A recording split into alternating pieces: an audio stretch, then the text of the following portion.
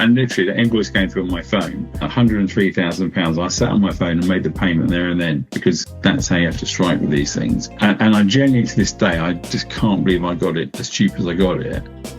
Hello and welcome to Sprinkle. Today we're talking to Andrew Freeman of Europlane Sales, who's one of the only dealers of aircraft in the UK, meaning that he buys and sells his own stock. Through the course of this conversation, we're going to hear how Andrew got into the business in the first place, how he was able to grow it to such a successful level, and talk about some of the deals that he's been running and has run in the past in lots of very interesting detail. He's also going to throw forward to the future and describe some of the challenges facing the aircraft trading industry, as well as finishing on a very interesting, memorable flight story. So stay tuned. Whether you're buying or selling, if you're in the market for aircraft, head to sprinkle.com. You can browse small aircraft listings, whether it's helicopters or planes, and open private conversations with serious buyers today. For now, I bring you Andrew Freeman. The reason Andrew's been able to build such a successful aircraft dealing business is that everything he does is underpinned by this complete passion for everything aircraft. He told me how this passion began at a very early age with his very first flight. My interest in aircraft started obviously as a tiny boy, toy aircraft and stuff like that. And my uncle flew. So I was 6 years old and he came down to White Waltham in Berkshire, which is where I fly from now. It's this whole full circle journey for me. And he lived in sort of Potters Bar way, but pre-M25. So to drive was a long drive and he wanted to show off. So he came to visit White Waltham, turn up in a plane, little 4-seat Cherokee, red and white, about 1965, 66. I can remember it well. Got in the back of the plane, had a little fly around the airfield and mesmerised by the whole thing. And he just planted this seed and I flew with him several times. He got bigger planes, so he got a bigger plane. He had a factory in Prestwick in Scotland, so I flew up there in a Piper Comanche. I was probably 11 or 12 then. I flew to Mallorca in 73, 74, I was 13, 14. He had a twin engine aircraft by then. And then by the end of his journey, he was the first person in the UK to actually get a license to fly a private jet. And it was then, at the age of 20, that Andrew decided he wanted to learn to fly for himself. So a friend of mine's dad bought an aeroplane and I was paying, I think, £25 an hour for renting the plane. I just did my pilot's license. Took about a year to get it done. The financial restrictions, because we were poor in those days. And I've just been flying ever since. I just eat, breathe and live it. But how did Andrew get from flying planes to buying and selling them? He told me how his business side actually started with him dealing cars. My business has been the motor trade. So I had 40 years in the motor trade, buying and selling. I was quite successful at that. So I retired probably about 2012. And I decided that I wanted to just do no more than dabble in aviation. I should be careful what I say here, but it was predominantly the business venture started to reclaim the VAT on my flying expenses. 20% is a lot of money. And obviously I've got a natural skill in buying and selling. Having bought and sold, I don't know, 10 or 11,000 cars over my career. So I just went out and bought my first plane. I remember it well, 40-odd thousand pounds, sold it for 45, something like that. And I thought, oh, this is easy. And that's how it all developed. I got involved with someone else for a couple of years and I built their business strategically to, by the second year, we were selling 100 planes a year. But the guy wasn't as scrupulous as I wanted to be. So I went off on my own. So the last 12 years, I've just been doing it on my own. I was quite curious about the difference between dealing cars and dealing aircraft. And at this point, Andrew explained to me the difference between being a broker and being a dealer and how this made a huge difference to him in the aircraft industry. So it turns out he's actually one of only a couple of people in the UK who actually deal aircraft. I'm very fortunate because when you buy and sell cars, the expression is you put your money where your mouth is. So, you know, by the end of my career, I mean, I was in the 90s, I was buying all these fancy cars, or Saatchi when they went public. And so I bought expensive cars with no fear. So, you know, the idea of spending £200,000, £400,000 on an aeroplane doesn't faze me at all, which sets me apart from most other aircraft dealers that they want a broker. Everybody wants to broker. They don't buy and sell. So there's a farmer, David Morris, who does a bit of buying and selling. And he's probably the only person in the country apart from me who actually owns some or most of their stock. So I take advantage of that. I just if I buy a plane, I've got to nick it off someone. I made lots of cheeky offers. I'm bidding on planes every week. Some I get and some I don't. And the secret with all these businesses is actually the buying, not the selling. Anybody can sell anything nowadays. You put it on the internet, global market, and it goes. And you've just got to be nice to people, and they'll deal with you. But the key is buying. It's like any business. The key is buying. At this point, Andrew explained to me just how important it was that his deals were backed by really, really detailed knowledge. And obviously this knowledge stems from the fact that he's always been passionate about aircraft and he's spent many, many hours flying them, as well as buying and selling them. So I asked him how he got his knowledge. My knowledge is deep. I mean, I'm obsessed with aeroplanes. And I know that, the value of a young engine or a good avionics fit or a good paint job. So there's books, there's Blue Book and VREF, which are guides, which are like the glasses guide of the motor trade. They're just a sort of standard representation for most people to work to as a common datum. But actually there's unknown quantities which I tend to sort of understand well. So I can buy aircraft really well and make some really good margins. And if there isn't, because the risks are high, you can buy a plane, drive it down the road and the engine blows up and it's £75,000 for a new engine, or a turbine helicopter, £300,000 for a new turbine. So the rewards are great, but the risks are great as well. You have to understand the paperwork. You get boxes of logbooks going back 40, 50 years. You've got to know what to look for, where to look. I've got a wealth of experience in that, and I've gleaned over what I call a short space of time, 12 years, but I suppose it's quite a long time to learn any industry. And I'm sharp enough that, touch wood, I've not been caught out yet. One of the coolest things about Andrew's work, obviously, is that it enables him to travel to some really, really cool places. So I asked him some of the favourite places he's been through deals. And that's the part of the job that I do it for. So I sell aircraft here, there and everywhere, and then we get to deliver them, which is always good fun, So I've got the best job in the world. I mean, one of the best things I did, I flew into Khartoum. This was 4 or 5 years ago when we did this ferry to Madagascar. And obviously it's a war-torn zone now. I was very naive. So I was with a friend of mine who's a professional ferry pilot. He knew the ropes. And we're walking around Khartoum at night, and it's allegedly the most dangerous city in the world. We had a great time. We went to this market in Malawi where you see all these trainers, all the ones that Oxfam talk about, and they're all being sold out there. And there's guys chopping up animals on the side of the road. And we're the only white people for 1,000 miles. But I felt really safe. It's a really strange dynamic that we stopped at every country in Africa. We turned it into a 12-day holiday. So, we stopped in Kenya for 2 days. I was in Addis Ababa, Khartoum, Egypt, went to the military base in Egypt, Aswan, when it was all shut down, when they had problems out there. Incredible journey. And it opened my eyes up to, one, the size of Africa, because people don't realise how big Africa is, because you've got the Mercator map that expands all America and Russia out to one side. Africa is enormous. I mean, Africa is wider than Russia. People don't realise that. It's a huge continent. And the people there are fabulous, absolutely fabulous people. My view of Africa changed from having been to all those countries all the way down. This is just a little reminder that if you're looking to buy or sell aircraft, don't forget to head to sprinkle.com, where you can have real conversations with verified buyers. Now, obviously at Sprinkle, what we're most interested in is how Andrew actually finds his deals. So without giving away all of his trade secrets, he gives us a little window into how he finds people who want to buy or sell their aircraft, and also tells us the main reasons why people sell their aircraft. I've got a few websites, webuyanaircraft.net. I've just taken on webuyanaircraft.com, and I'm probably getting offered 2 or 3 aircraft a week through that. Without giving too much of my trade secret away, I work with engineering companies. So they're in touch with owners on a sort of a heartfelt basis, where the owner says, I can't afford to keep this plane or run this plane or spend the money. So it's the engineers are the ones who tend to know aircraft are coming up for sale more than anybody else. So that's when I normally get a lead. I get an engineering firm and ring me and say, this guy's thinking of selling. And what about the reasons people sell? I mean, here Andrew picks out a few of them. I mean, the reasons people sell, there's a few categories. First one, death. People die. So a lot of pilots want to hang on to their planes to the very end. They die and then the family rings up, so they want to sell the plane. You get a lot of plane syndicates. So you get 2 people and one person might die and then the other person has to sell the aircraft to put the money back in that person's estate. Failure of medicals. So we all sort of get to the age where every year we go and have a medical examination. And if we fail that, we can't fly anymore. So that's when they get sold. A lot of people buy them on finance. A lot of people buy aircraft on finance, and their businesses, certainly in the last couple of years, aren't going well, or interest rates have shot up.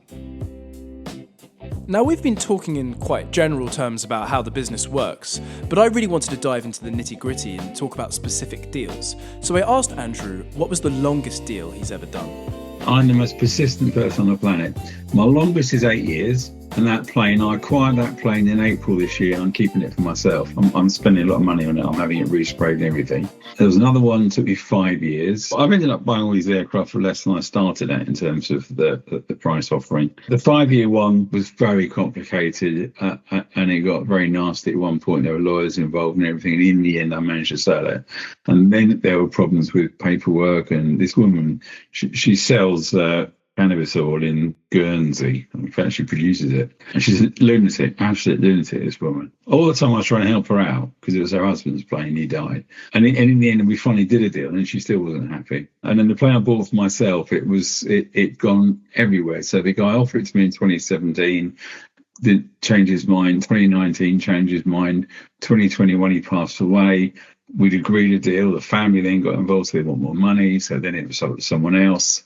And then that someone else decided it was too much plane for them. So they just sell it, gave it to another broker who spent a year failing to sell it. And then I just swooped in after 8 years and bought it.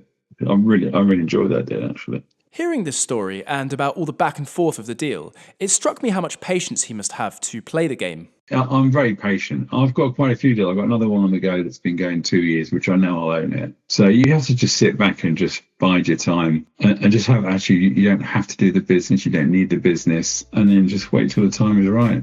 It's everything in business is about timing, isn't it? Now, we've heard quite a lot of information, so I just wanted to recap some of the key learnings from all the things that Andrew's been telling us. So, in the aircraft world, most of the people doing deals will be brokers, i.e. they'll be the kind of middle person between a buyer and a seller, whereas the advantage of actually buying and owning your own stock, if you have the financial headroom for it, is huge, and this is a big reason why Andrew's been able to be so successful. But the reason he's been able to find good deals is because he understands aircraft intimately. He has a love for planes and helicopters, driven by his passion for flying, and this knowledge means that he can spot a good deal and know when to walk away from a deal. But it's not just the flying and the aircraft that he's passionate about. The more I spoke to him, the more it became very clear that he also just loves the business side of it. He was telling me about a specific deal he had for a helicopter, which he actually loves more than airplanes. Yeah, I mean, I bought a helicopter off some receivers. This was 3 years ago, and it was a steal. This guy rang me out the blue, obviously power of the internet. And so we got this helicopter, and we want this and we want that. So I went to have a look at it, but it was at another helicopter organisation, and I can't believe that they weren't buying it themselves. So because it was being sold by the receivers, I went on to Company's House. I looked at everything that was going on. It's quite interesting. The guy sold Herbalife. He's one of those millionaire one week and then skint the next. They're up and down like a yo-yo. I met lots of people like that. So he went bankrupt, and the receivers were getting paid something like £15,000 to wind up his business affairs. It all has to go onto Company's House what they're going to charge. And then the helicopter was brought in, and I read all these transcripts where they were saying they're not going to sell the helicopter as part of the package. It's not worth their while. So they agreed to 10% of the value of the helicopter. So it's not hard to work out, even though the helicopter's worth 200 or 300 grand. But if they got 10 grand, they'd be happy. So I actually offered £103,000. Thinking they'll get 10,300. It's 2/3 of their fee again. They're just going to say yes. They're not aviation people. So, and I just sat on it, and I waited 2, 3, 4 weeks, didn't hear anything. I was out with my wife. We were in town shopping, and I got this phone call from the receiver, and he said, "Right, we've had your offer approved, so we'll send you an invoice this afternoon." And literally, the invoice came through on my phone, £103,000. I sat on my phone and made the payment there and then, because that's how you have to strike with these things. And I genuinely, to this day, I just can't believe I got it as cheap as I got it. And I just wasn't, I wanted that call, but I wasn't expecting that call. The buzz you get from that, it's not the financial gain, it's just this buzz that you think, You do that, yes, still does, isn't it? I get that a lot. I mean, because it is in the buying. My trick of the trade is, and this goes back to my car days, is that I react quickly. Now, this is a really important point and something I want to pause on because it kind of illustrates all the different elements that fit together that make Andrew such a successful aircraft dealer. Now, he's already explained that the key is being able to buy, and that means not only spotting a good deal but also knowing the value of it. And that is underpinned by the really strong knowledge that he has, which is itself driven by the passion for aeroplanes and helicopters and flying that he has, as well as the passion for the business side of that. But all of that is only really usable if he also has the financial headroom that means he's able to act quickly and jump on a good deal when he sees one. And I've always maintained headroom, so however much stock I've got, I've always got that bit of headroom that I very rarely use. But I know that if that blinding deal comes along, if you can't do the deal because you haven't got the money, then it's cost you money. And I learned that in my car days. I never want to be in that position where I don't have headroom to buy whatever gets offered to me. So, but it's a real buzz. And I don't get down because I've had so many disappointments with the car business, you know. Now, it's very easy to listen to all of this and think that everything that Andrew does just turns out very well and everything he touches turns to gold. But he was very modest, and he was also very happy to talk about some of the deals that he walked away from and deals that went wrong, because it doesn't always work. Like, however much knowledge and patience and good fortune you have, things aren't always going to turn out the way you expect. So I asked Andrew, what are some of the most unexpected deals he had, or even dodgy deals that he's had to walk away from? If I'm unsure about a deal, I'll walk away from it. I've got no qualms about it at all. I mean, there's a deal brewing at the moment, and I can say no more other than to mention that the guy who owns an aircraft is Chinese. And I Googled this guy's name. This is only recent. This happened on the 24th of October, and they're trying to sell me helicopters. I Googled his name, and I came up with this thing that's global, where he's involved in this $15 billion crypto scam. And he's been sanctioned by America, the UK, Cambodia, Dubai, Russia. And I spoke to my banking friend who knows all and everything and said, just don't even mention his name. And it's the only time I've used ChatGPT, actually. I went to ChatGPT and said, what happens if I do this, and are there ways around it? And there is a way around it. I can talk to the OFSI, which is the sanctions office. I can get a license to deal with this person on the basis that any funds that are received, I keep in escrow until the person who is sanctioned has either cleared those sanctions or been banged up or whatever. So I'm walking away from that one. So and you know, it's potentially very lucrative, but I also don't want to go to prison. So, but generally, no, people in aviation tend to be a decent bunch. It's hard. The paper trail is quite sort of robust, and the ownership trail is robust. So it's really hard to be scammed on my level. But then, as Andrew explained, if you're buying and selling private jets, things can get a little bit dodgier. And here he told me a story about a dodgy deal he had in Lebanon. So the only aircraft that was a bit fishy was that I was selling it for this Lebanese company that moved the jet to Cyprus, and it was really cheap. But I think they were coming out of Lebanon because of the war. But they were based in Dubai, and we sold the aircraft to Colombia, and I was on the periphery of that. So I think there might have been stuff going on in that deal that I probably didn't know about or want to know about. But generally, it's actually quite an upfront business, and most people in aviation are quite decent people. So I think it's probably too complicated for scammers to even think about getting involved.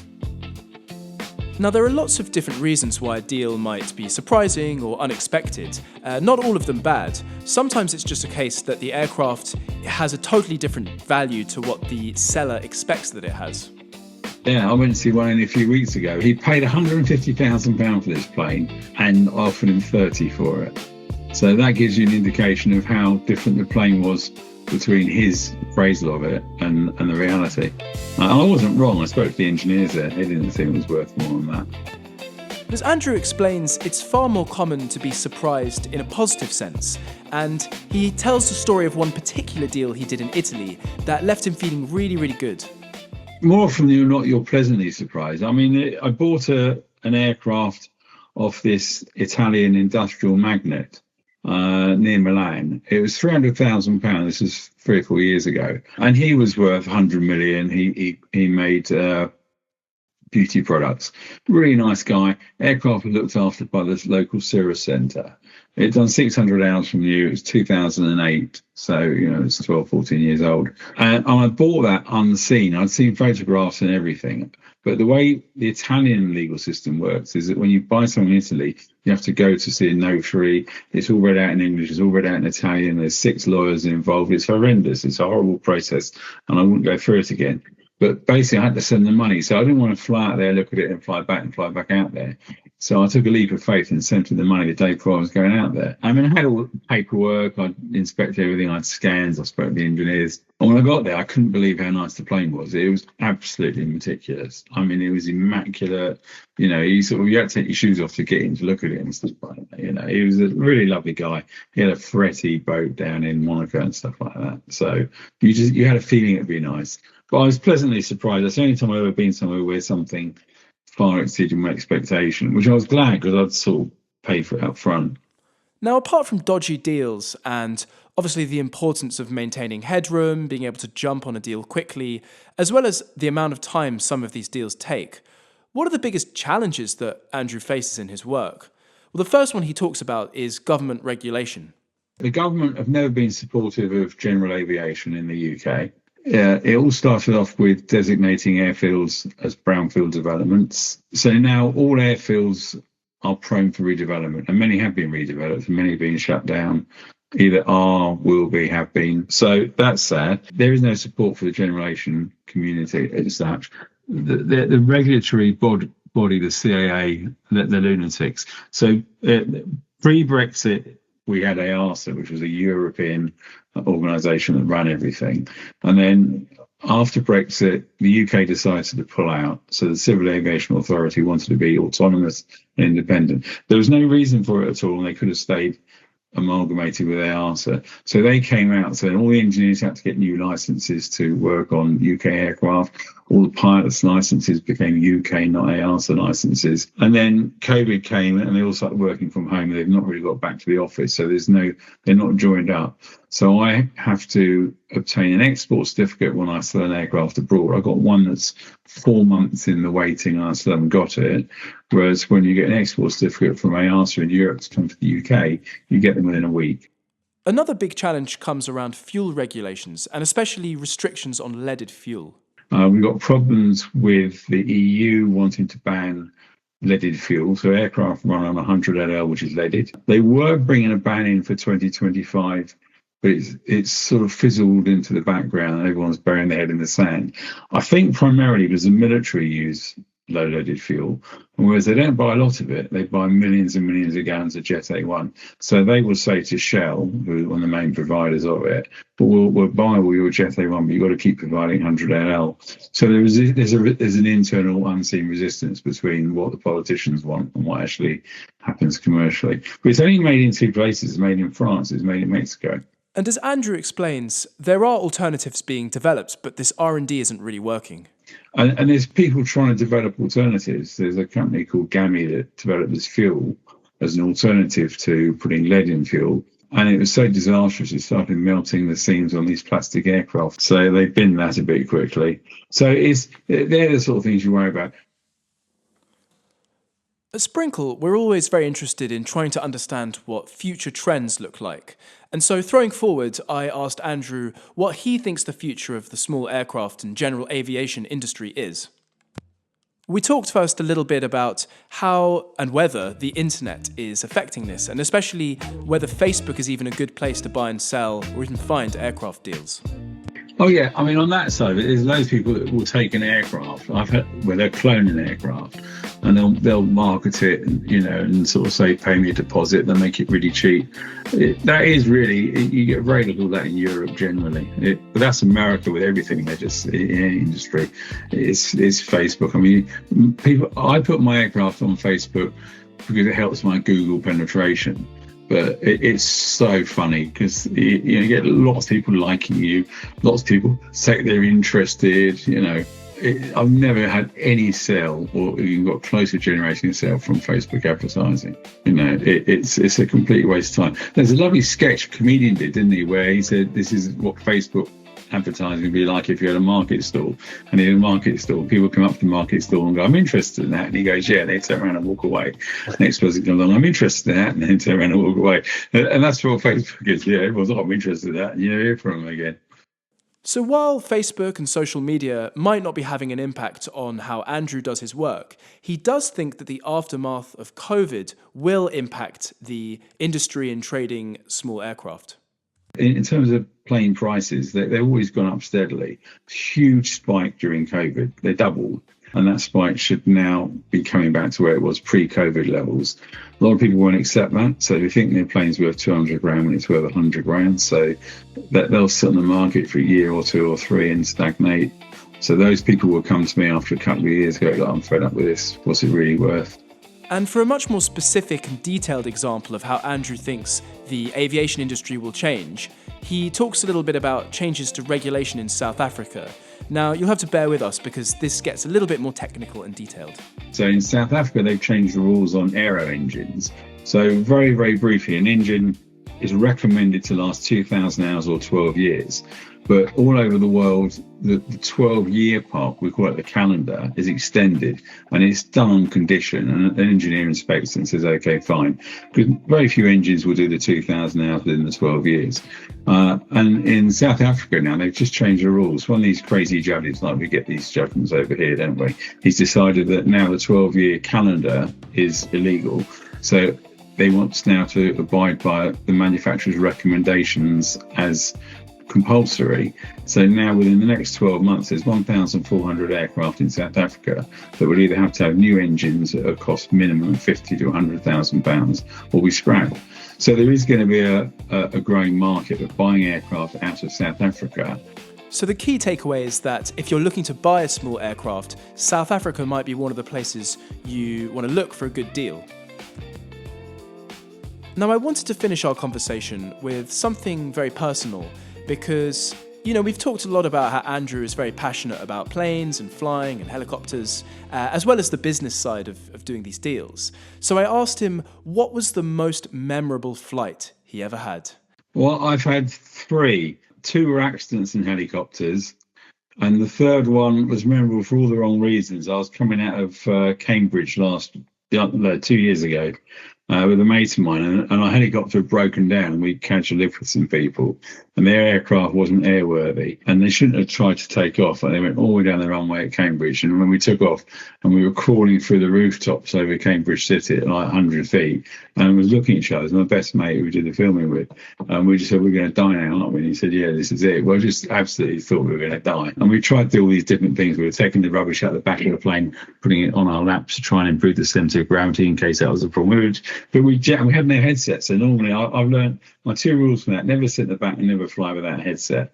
And we genuinely looked at each other and we laughed at this day. We just knew this plane was going to stall, which is when it tips over, crash and die. I thought we'd be on the news. I mean, I've done a helicopter flight through the Grand Canyon with my daughter's 21st. I've done hundreds of amazing flights, and to try and pick one of those out, landing in Khartoum was exciting as one. Flying up to Scotland, I've flown, just messing around. I've been down Derwent Water at 50 feet, pretending I'm a dam buster, we're going, so 50 feet, bombs away and pulling the plane up. Millions of great trips like that. But when you think you're going to die, that's the thing that stands out in your memory. Whether you're falling off a cliff or a bike or car crash or whatever, or plane crash, they're the memories that stay with you, sadly, A big thank you again to Andrew Freeman of Europlane Sales for taking the time to share his story with us today. And remember, whether you're buying or selling, if you're in the market for luxury aircraft, head to sprinkle.com, where you can see our listings and start private conversation with real verified buyers today. For now, thank you again for listening. My name's Ned Stranger, and you've been listening to Sprinkle.